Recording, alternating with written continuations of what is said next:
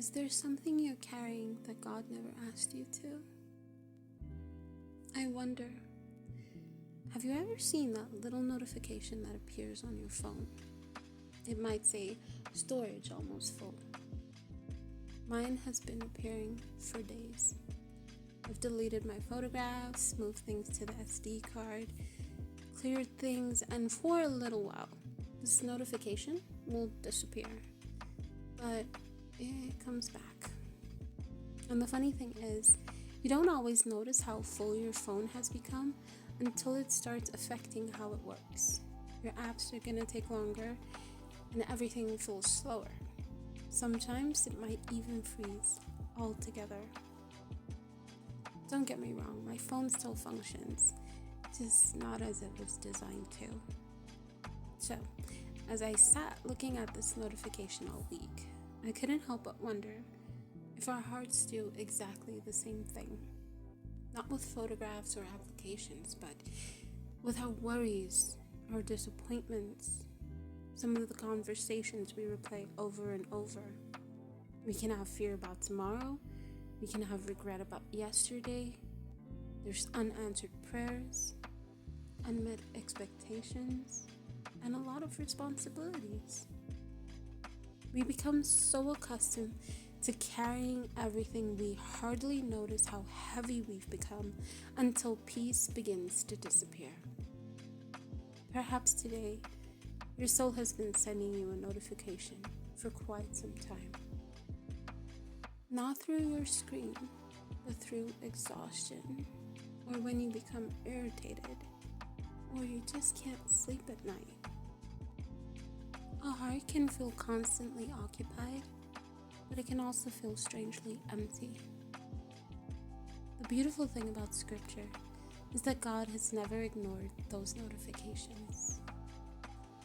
In 1 Peter chapter 5, verse 7, Peter writes, "Cast all your anxiety on Him because He cares for you." Notice what Peter doesn't say. He doesn't say manage it better. And he doesn't say carry it until you're stronger. He says cast it. Why? Because God cares. There are burdens that belong in our hands for a season, but there are burdens that only belong to God. When we read the words in Hebrews chapter 12, verse 1 to 2, let us throw off everything that hinders and the sin that so easily entangles, and let us run with perseverance the race marked out for us, fixing our eyes on Jesus. I find it interesting that Scripture mentions everything that hinders before it mentions sin. Not every burden is sinful. Some burdens are simply too heavy. Sometimes we're carrying expectations God never placed on us.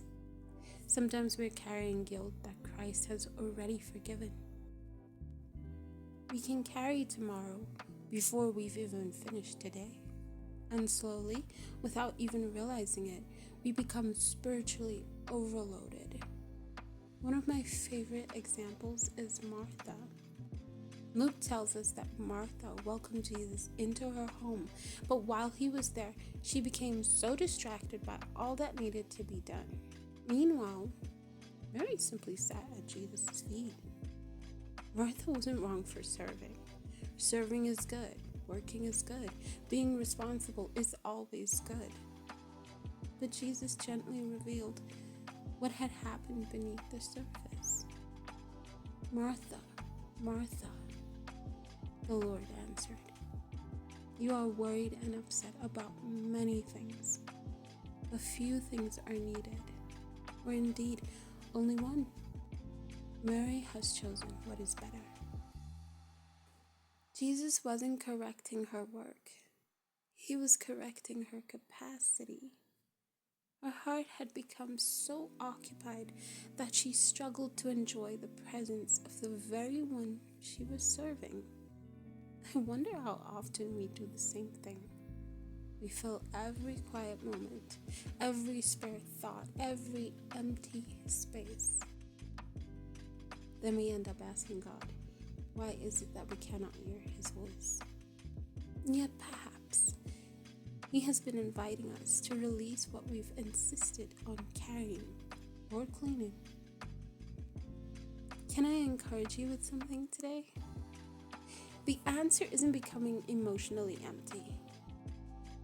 Scripture has never asked us to become hollow.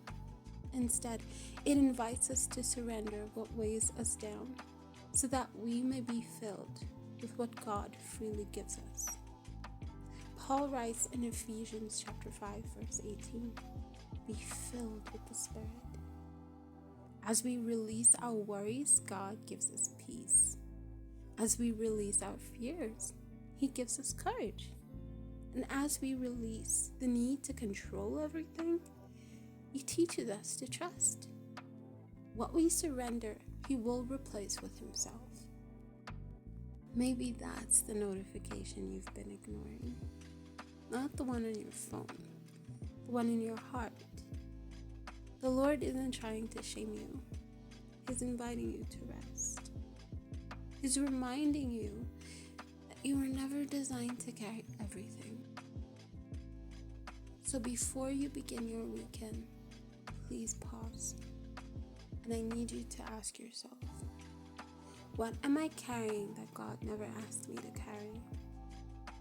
Then I need you to do exactly what Peter says. Cast it. Not because the burden isn't real, but because God's shoulders are stronger than ours. I will leave you with a little prayer in the description. Go to your quiet place, into that beautiful corner, and pray it. Thank you for spending this time with me today. And until next time, remember, the strongest heart is not the one that carries the most, but the one that knows what to place into the hands of Christ. May God bless you. Have an awesome weekend.